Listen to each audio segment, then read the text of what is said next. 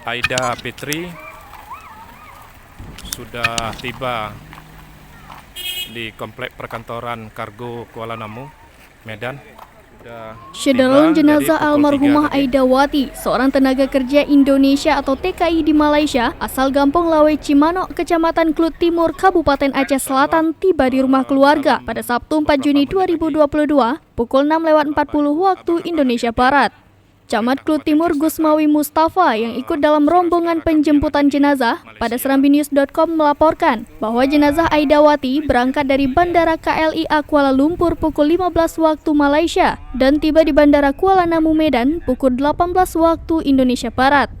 Gusmawi juga mengungkapkan bahwa proses di Kuala Namu mencapai 2 jam lebih, sehingga pukul 20.30 waktu Indonesia Barat, rombongan penjemputan dan ambulans berangkat menuju Aceh Selatan.